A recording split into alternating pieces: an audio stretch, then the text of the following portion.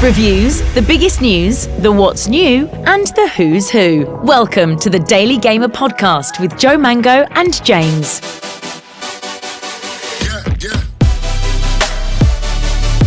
Welcome to the Daily Gamer Podcast number 16. Hey, 16. Wow. 16. I know, you think it's 16 already. Oh, how's that possible? Mm-hmm. It's because you weren't here on the last podcast. Oh, I know, I missed it. It was the first podcast you missed, podcast number 15. And it was very sad, but don't worry, Tim came from Unix Gaming. Oh, that's good. And he filled in, and he was amazing. Amazing. So, yeah, not as good as you, James, obviously. But you can short out, that guy loves his games. That guy loves his games, which is cool. Well, that's perfect. Exactly, it's perfect. He was my nerd. You're normally my nerd, and Tim was my nerd last week. You had another nerd to bounce things off. Exactly. Mm-hmm. To go, oh, what was that game that came? And he just knows it kind Ding. of thing. Yeah, exactly. So this week, we haven't got a guest, but don't worry, it's just me and James. And we're just going to talk about some games that we're playing. I thought we would just start with that.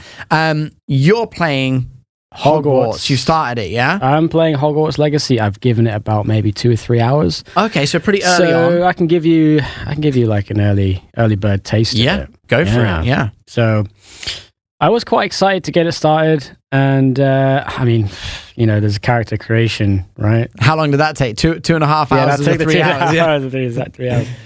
So that took me a long while. And I was deciding whether to do myself. Yeah. Or my girlfriend. Or your girlfriend. Because you did your girlfriend in Cyberpunk. Yeah. As in you made the character in Cyberpunk your girlfriend, yeah? Yes, of course. And so what did you go for? I went for myself this time. Oh, okay. So Did you make yourself look hunkier than usual?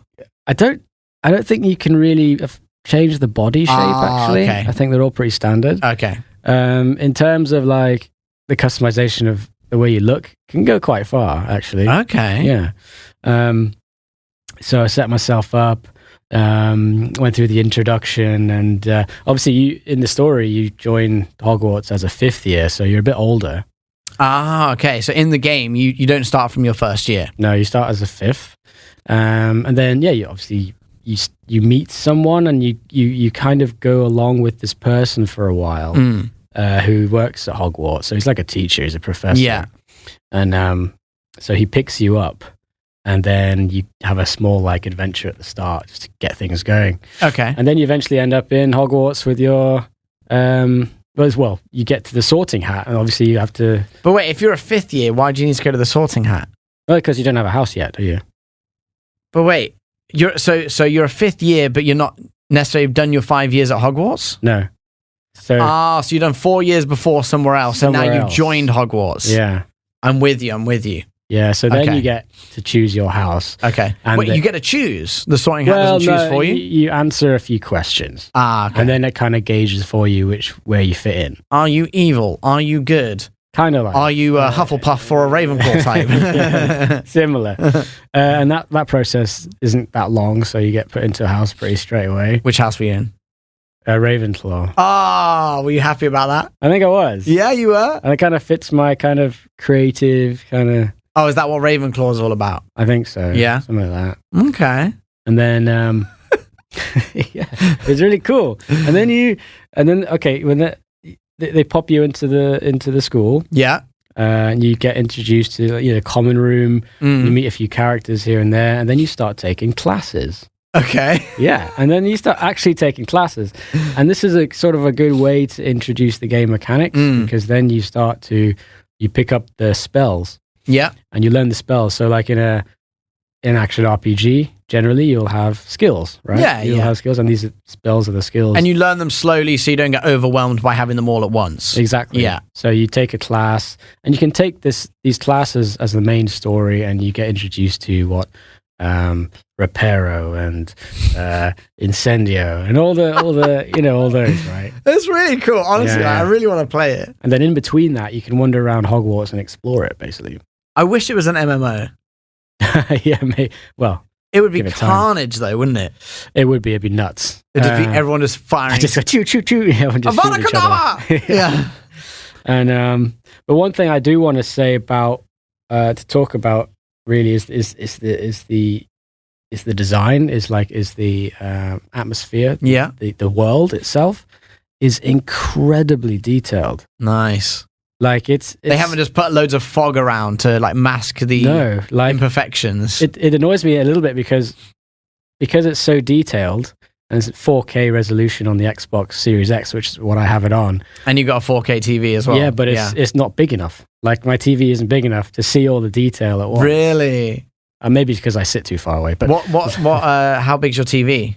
42 inches. Oh, mate, I've got 70. Come on over. Jesus. Because I want to play it as well, so come on over. That's probably the ideal size for it. Because then you pick up objects like on the side, on like shelves, on the walls. Yeah. The actual detail, the textures, the architecture. Yeah, the interior design is absolutely crazy. I have seen videos. It does look amazing. And what I really like is the ones where people are flying around on their broom. Have you done that yet? I haven't got to that point. I haven't got a broom yet. But when you go outside, you can see them just flying around, some students flying around. Really? Yeah. Oh, that's cool. Yeah, because I thought, like, when you can actually fly around the grounds and see all the bits from, like, that you remember from the movies. And if anyone's read the books, maybe you get a little bit of imagination of that as well. Yeah. And I think there's a fair few references for the ultimate Harry Potter nerds. Yeah. Definitely. Have you met the principal yet? No, I haven't. Scary Simon Pegg. No, I haven't. No, I've met a few of the professors, obviously, and there's been a couple of battles as well. There's been a troll. You've had to fight a troll already. Yeah. Well, before I go into that, it's an open world game, so it's not just Hogwarts. It's not just the school. You can wander to a little village. The overall open world map is really big. Really? Yeah.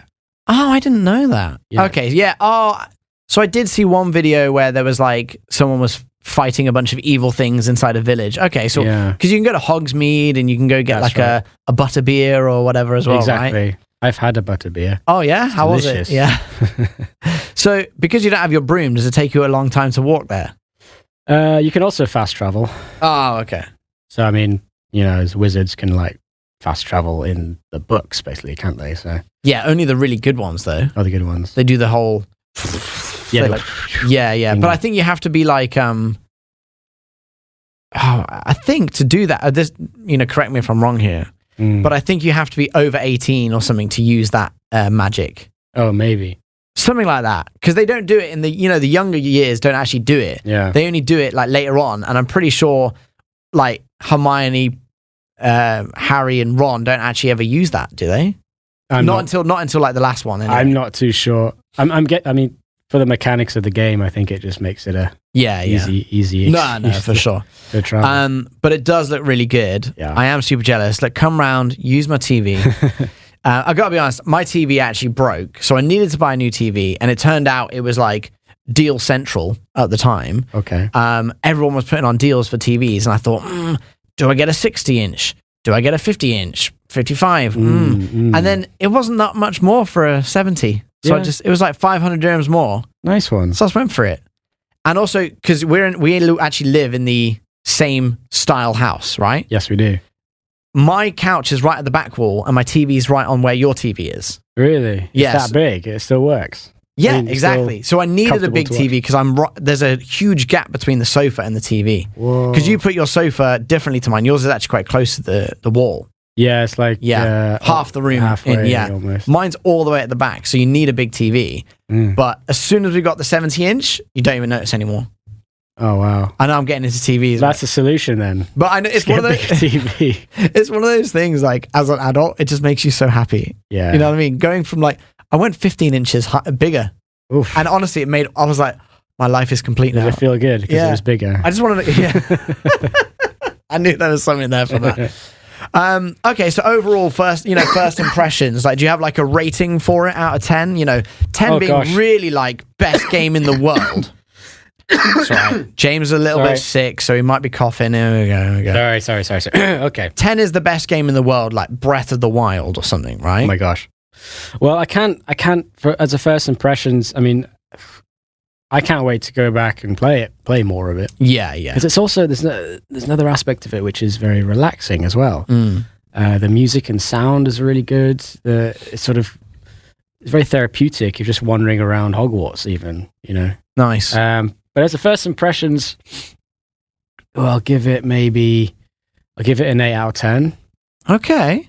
Okay. This is my 8 out of 10, mainly For because... like 3 hours in only. Yeah, I haven't really explored it properly.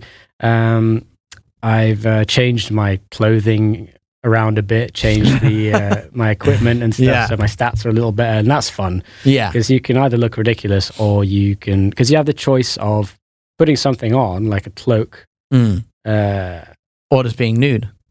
Not quite nude, no. No. You can go down to your school uniform, but that's about it. Oh, okay. I think it's your underwear, but you're wearing a onesie. Harry Potter style. Yeah. You can have something on, but if you don't like the look of it, you can like hide it.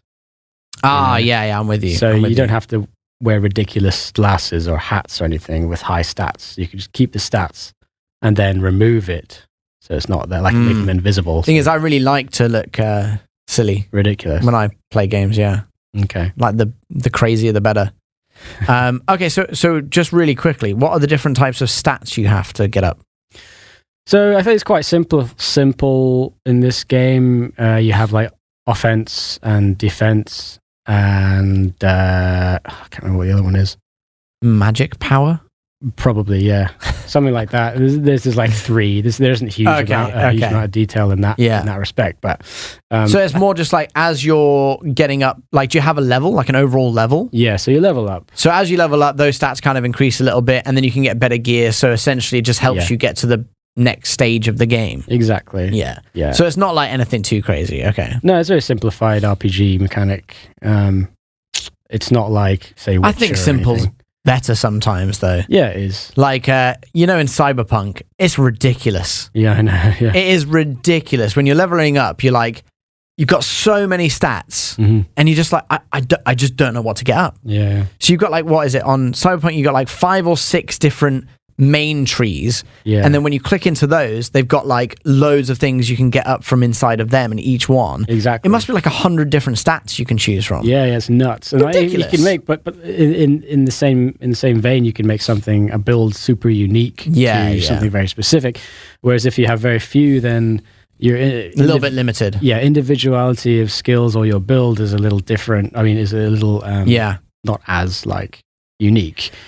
I think it's between a more casual RPG and an RPG that you're going to sink a lot of hours into. Yeah. For me, Harry Potter will probably be, I'll play it for 20, 30 hours, and then I'll probably never play it again. Would you agree? Or do you think it's got a lot more to that? I think it's, for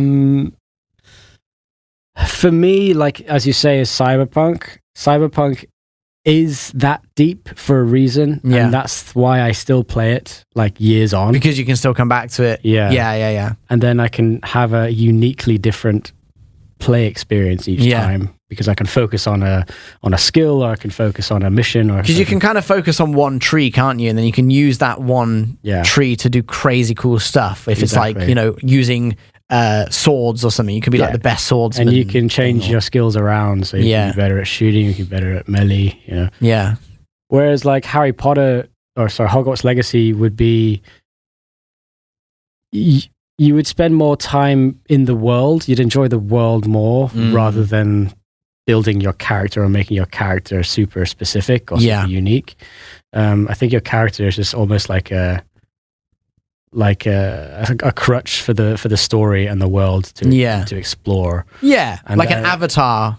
Yeah, exactly. And but the combat again as well. If I go back again, the combat is really good fun, because what they've done is they've because it's such a simple RPG mechanic with the 3 stats that you have, it almost makes the combat more interesting, because there's more variety to the combat, where you use your spells, you use your wand not necessarily for spells, but you can break other enemies' spells or shields or things, and then you can combine the shooting and the spell making. You know what I mean? I get and then create a great attacking combo, which is really fun.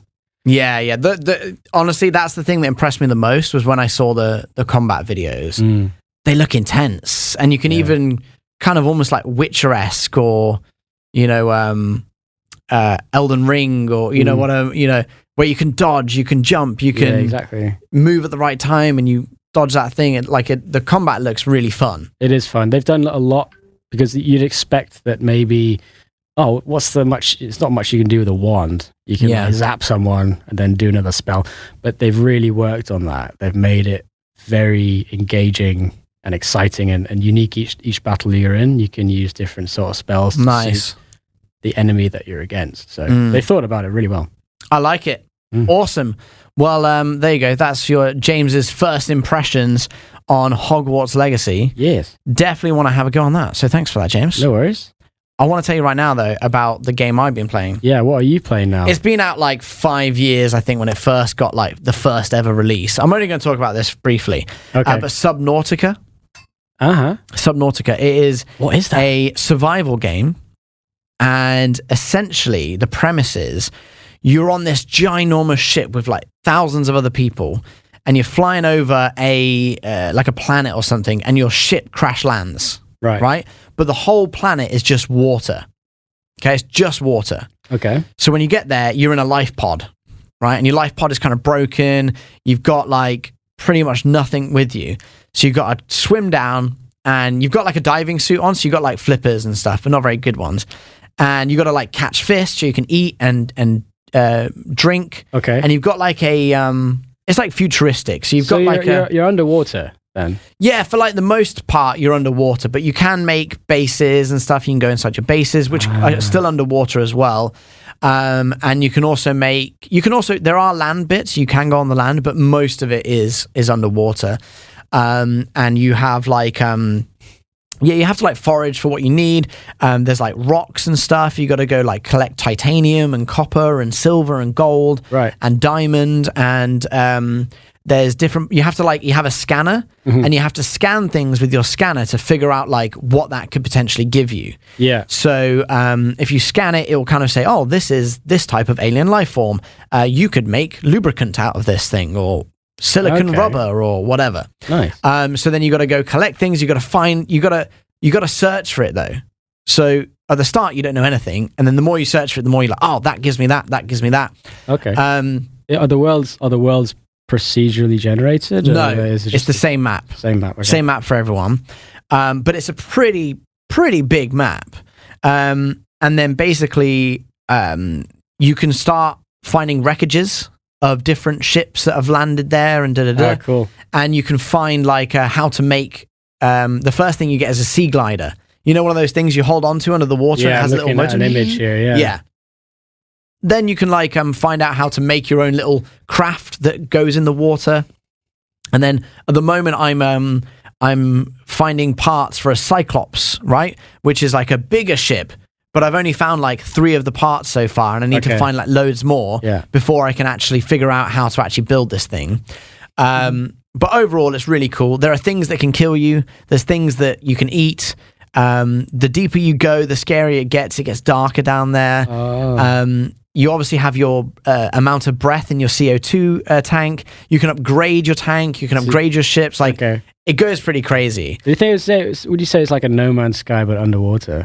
Yeah, I would say so. Yeah. But what I realized recently, and spoiler alert, if you've played this, it's not that much of a spoiler, but sorry, if you haven't played this, there is actually another intelligent alien life form on this planet, which are all underwater, and you start to find them here and there, and they're really scary. Really? And there's a few giant monsters that sometimes you'll be I was driving around in my hovercraft thing, and literally this monster like picked me up and threw me.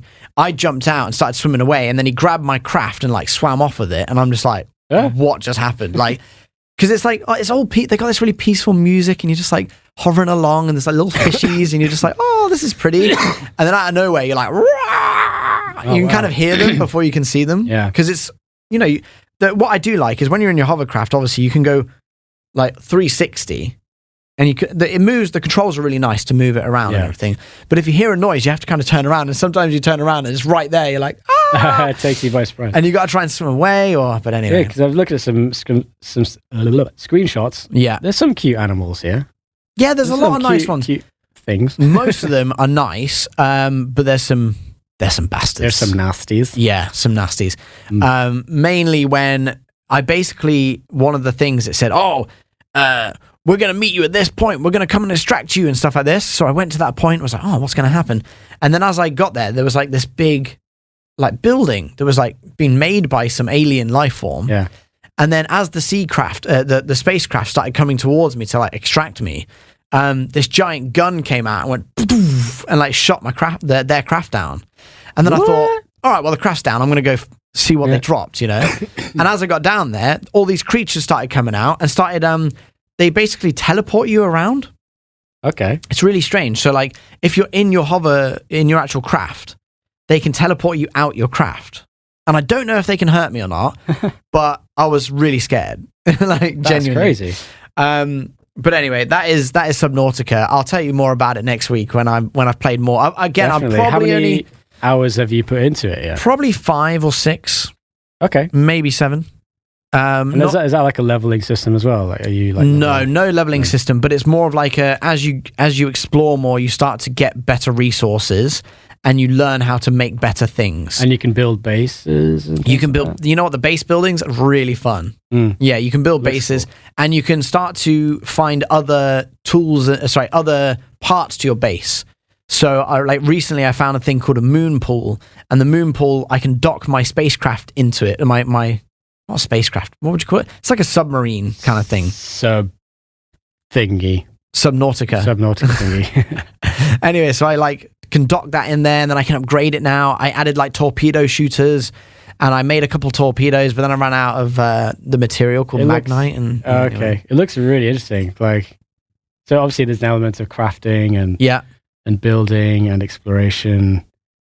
Combat wise, what's involved? So combat wise, you get a knife when you first start, and it does actually tell you. It comes up and says, the hunting knife, the only weapon that is used, in our known world or something like that. Yeah. So essentially, you're not supposed. There's like no weapons really. The torpedoes that you get, they are like the one torpedo I used is like a gravity torpedo. Mm-hmm. So if something's chasing me, I fire a torpedo at it, and then as it gets close to it, it creates this like gravity well, and it just throws them away. Like underwater, like moves them like far away from where I am. Nice. So yeah, and then there's like a rifle that you can get, and I was like, oh cool, got a rifle. But again, it's like a gravity sort of thing. Like it doesn't. It's not the same. What it does is it holds them in an area. So if they're coming towards you, you blast them. It holds them in the area, then you swim away. Yeah, kind of thing. So yeah, there's not that much combat in it. I have upgraded my knife though. I put a battery in it, and it's like a fire electric knife, which is cool. Ooh. If I slice a fish, right, it automatically cooks it and I can eat it straight away. The future is here. Which is actually pretty cool. I was pretty happy about that. But yeah, overall, really good game. I got it on Steam for like a crazy discount. It was on my wish list for like a year, and they basically were like, hey, it's $5 right now. Yeah. And I got it because it's been out 5 years or something now.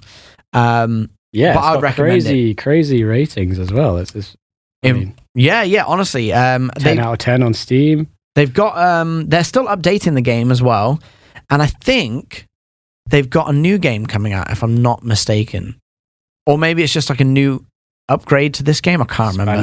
I see there's a Subnautica, and there's Subnautica Deep Sub-Zero as well. Sub something, yeah, Deep Ocean something. Yeah, maybe they've just upgraded the actual game, but yeah, highly recommend it if you're looking for a cheap game to play on Steam and just it's calming for me for the most part. You're just kind of like swimming around. It's got really nice music, and you can hear the. Oh, that's nice. Yeah, you can like hear the fish, and when you hit a fish in your little submarine, it makes like a plonk on the windscreen. Amazing. You can grow plants inside your thing. Some are there for resource. Some are there for just decoration. You have to keep your base like powered. Yeah. So you've got solar panels, but only if you're close to the surface. But then you also have bioreactors where you can put like plants and fish in there, and it creates power with the bioreactor. And then later on, which I haven't got yet, is a nuclear reactor as well, which apparently is really good. And also you get there's also these things called thermal power. So there's like thermal plates that are like volcanic underground things. If you put your thermal power near them, they then connect with a wire back to your base, and you can get power from like the thermal. So that's more if you want to have a base that's like really low down next to a thermal thing. Yeah. Because you can't have solar panels when you're too low down. It won't generate any power and stuff like that. Okay. Yeah. But yeah, it's not super like crazy complicated crafting. Mm-hmm. You've got like a little thing that is almost like like one of those 3D printers or something like that. Yes. It's almost like that. So you'll be like, make this bottle of water, and it goes. And you just add the ingredients, and it'll just make it just makes it. Yeah, which is cool. Futuristic, mate. Futuristic. Cool. What would you give it as a rating? Is your honestly, first impression? Honestly, I think I'm gonna have to go 8 out of 10 as well. Okay. I don't know why it wouldn't be 10 out of 10. But like, yeah, it's not 10 out of 10. You know what I mean? Okay. Like, it's probably lacking a few things. Nothing specific that springs to mind. But it is beautiful. It's done really well. Right. I like the kind of graphic, route that they went down for it. Yeah. Does it look good? It looks like current gen, like in terms of graphics and stuff? I would say so. Okay. Like, it doesn't look, like real life, kind of, Unreal Engine 5, completely real life. It still looks like, I don't know if cartoony is the wrong word to use here, but it still looks like a game, but I don't mind that. But that game looks very nice. All right. So it's on PlayStation 4, PlayStation 5, Xbox One. I see. I've been playing it on PC. It's on the Switch as well. Wow. I think when it first came out, it was just PC, but they've obviously gone to the rest now. But yeah, I think it's on everything. Yeah. There you go. That's cool. So yeah, go check out Subnautica. I am a big fan. I will. I wish that we could play together. That's my downside. Oh, there's no multiplayer. If it was like a co-op, mate. Wow, that'd be cool. Like just me and you could play. In the water, underwater. But I think the whole point is you're supposed to be alone. Yeah, true. But it is cool. Anyway, there you go. Thanks, man. I have some new releases for you. Ooh, yes. With the release of the PSVR 2 virtual reality headset. This is really cool. Which makes VR even more accessible. On PlayStation. On PlayStation 5. PlayStation 5, yeah. For people who have a PS5. Alongside that, there are a bunch of new games. Some old, but some new. Gran Turismo 7 VR. That will be cool. So put yourself in the cockpit of any sports car and drive with a really, really advanced VR experience. That's cool. Horizon Call of the Mountain. So Horizon Zero Dawn, Horizon Forbidden West is a Horizon Call of the Mountain, is a standalone game, VR experience. So they made a game specifically, because Horizon is it's a Sony exclusive. Sony exclusive, yeah. So yeah, it's got its own VR game, and it looks insanely good. Very cool. Other notable mentions are Job Simulator. Job Simulator. That's been around VR. for a while. Yeah, actually, in VR. In VR. No way. So Job Simulator, as it's titled, as it's called, it is a simulator game. It's a bit of fun. It's just and you simulate what simulates a job. You throw like office things at computers and all that stuff. So yeah, that's worth checking out. And there's you're all familiar with No Man's Sky. Yeah.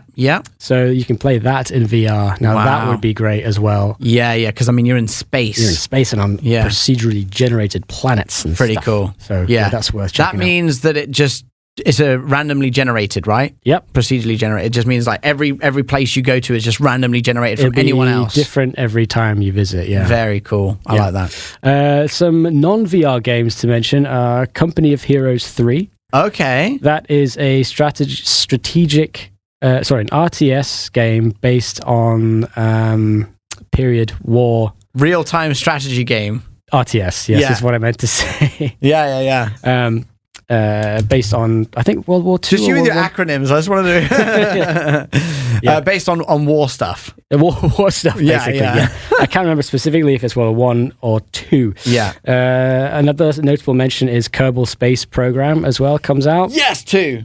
2, the sequel, yes. Kerbal Space Program 2. If you have never played Kerbal Space Program, it is a very infuriating game, but it's so much fun. You're basically trying to build your own rocket and fly it to space. Exactly. And it's pretty great. Yeah. So, like, your first mission, when you finally get to space, you might be able to just orbit the Earth. And then after that, you got to try and get to the moon, then whatever. Yeah, you advance every time. It's so hard, though, to make the perfect spaceship. you feel why NASA are under so much pressure to do what they do. So to get a taste of real space programs, download Kerbal Space Program 2, which has been rebuilt from the ground up. Wow. With hundreds of improvements to the last game. So yeah, check it out. Very cool. Well, thank you for your new gaming releases, James. Thank you. I have got your gaming news right now. Some pretty cool stuff, though. Number one, you know that game Sons of the Forest? Well, they're making a new one, and it is now the most wishlist game on Steam, which has surpassed Starfield, which is coming out. Sons of the Forest is survival game? Well, it is a survival horror game. It is a bit scary, but yeah, you're basically surviving in this crazy world. But yeah, pretty cool. I mean, it's the first one got some really cool reviews. It looks amazing, like graphics-wise. It does look a bit scary, though, so not necessarily for me, but if you're into the horror stuff, I might like it. It does look really good. I think for like the true gamers, this is a good one. Like the first one got really good reviews and like kind of came out of nowhere. Right.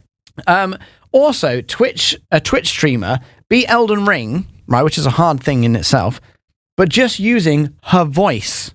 All right? Oh, yeah, I heard about this. Her name is Larxa. She's a Twitch streamer and speedrunner, where they try and complete the game as fast as they can.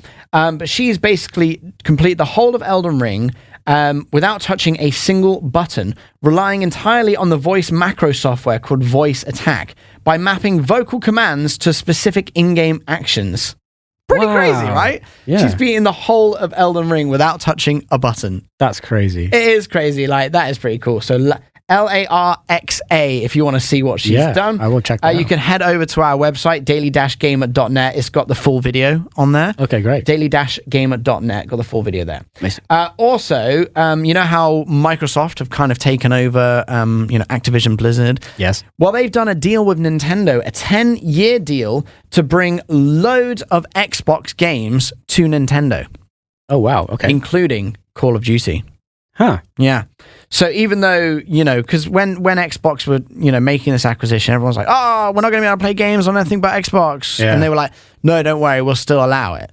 So Nintendo have already jumped on it. Yeah, let's do it, mate. 10-year deal. I'm good with that. Wow, that's Which is crazy. funny because you can't play Nintendo games on any other platform, but Nintendo will take all of your games. Yeah, okay. Which is great. They're smart. These guys know how to make a business. So Call of Duty on the Switch, eh? Yeah, so for 10 years... you'll be able to play on Nintendo's... Well, they'll probably have different consoles by then in 10 years, but for the next 10 years, you should be able to play a bunch of different Xbox games, including, Microsoft games, let's say. Yeah. Including Call of Duty being the main one. Wow. So there you go. That is your gaming news of the week. Thanks, Joe. I have got your top 5 games right now, and I'm going with the top 5 pointless, entertaining games on your phone. Great. All right. In at number 5, I've got Knife Hit by Ketchup.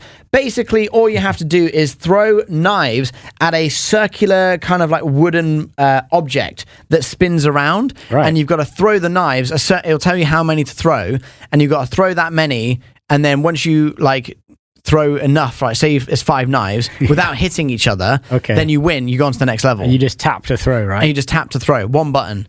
And it's so much fun. Honestly, it's a really cool game. I played a lot of this. And it gets more difficult and faster as you go along. At number 4, I have got Flipmaster. This is by Motion Vault Games. Basically, all you got to do is keep doing flips on a trampoline and gaining points, right? Okay. But it's a lot harder than you actually think. But the more flips you do, the more challenges you complete. You get rewards. There's pop-ups that come up. And you can earn coins as you go. Right. And then you can unlock different flips and different maps and stuff like that. Okay, so knives and flips, yeah. Yeah, knives and flips. That's called Flipmaster. I've also got Go Planes. This is by Voodoo. Voodoo make a lot of these really cool games. Right. Basically, you're a plane. You control it just with your thumb, and you have to fly the plane around and try not to get hit by these missiles and other objects that try and get in your way. Okay. You can do little flips and stuff that maybe make the missiles hit each other, and then you can basically just carry on going. But all you use is your thumb. So yeah, that one looks really cool. It's called Go Plane. Dune. I've played a lot of this game. Again, it's just you hold your thumb down and you've got this little ball and the ball goes over these dunes, right? Okay. But you can time it right that you get like really good height on your little ball. But then as your ball's coming back down, you've got to try and time it right with the dunes to get a good lift off again. If you hit the dune in the wrong spot, then your ball stops and you lose momentum. Yeah, and you just lose. You have to start again, and you basically just got to get the highest score you can. But you can get really high sometimes. You go like really high. And what's really cool is you can actually see other people that are playing the game at the same time as you. You see like these balls flying past you. Oh, cool! Like ghost balls. Exactly. So that's quite cool. So that is just called Dune, and it's by Voodoo as well. And then we've got Axe Climber. This one has been a bit of a kind of like, I've seen a lot of this game around. Okay. All right. I think it's on PC as well. You can play it, but this is for your phone, just called Axe Climber. And basically all you do is you're trying to climb up a mountain with this axe, and your axe head, like with the length, will get longer and shorter. And when you think you're at the right length, you just click it, and then he throws their axe in, right? Okay, yeah. And then he lifts himself up, and then you got to go to the next point, the next point, the next point. It's really pointless, but it's really, really fun and super addictive. So there you go. That is the top 5 pointless games that you can play on your mobile that will literally keep you active and entertained for hours. Great. James, I got a question for you. Uh-huh. You know this whole Mars thing? I love Mars. Right? Well, this whole like Elon Musk, like we're going to go to Mars, we're going to put a colony on Mars. Like, it just seems kind of pointless to me, I think. Yeah? Like, is it worth it? I don't know. I'd like to think it's worth it. And also, do you think it will happen in our lifetime? I hope so. I mean, well, obviously, we did that whole like, we went to the moon, and I missed the moon landing. Yeah, so did I. By about 35 years. But it would be pretty cool to see, you know, us land on Mars, and we're here to kind of witness it. Yeah, I mean, it would be fantastic, but I mean, there are little steps that we're taking, as a human race, and I just came across something here. NASA's Martian rover, you know, the Perseverance. Yeah. It's been there for a long time. It's started to pick up some more samples. Recently. So samples that I think have gone deeper into the Mars surface. Okay. And I think people are hoping that they may reveal evidence of life. Whether it be microscopic. Yeah. If I know my English. Yeah. So, I mean, there's things like this that make it, you know, almost plausible or more exciting that, you know, it is there. It's around the corner. Yeah. And if we do find something that has been living or some living matter. Yeah. Then there's more reason hope to visit. Yeah, right? I think so. I don't know. I just feel like it's going to take a lot of trial and error. I think so. Which trial and error, trying to get to Mars, isn't, you know, an easy trial and error. That's like lives lost, trial and error. Yeah, the human cost is another thing. But the fact that, you know, there are these 17 primary samples from this article I've got here. Okay. Should be on the way to Earth. How do they bring it?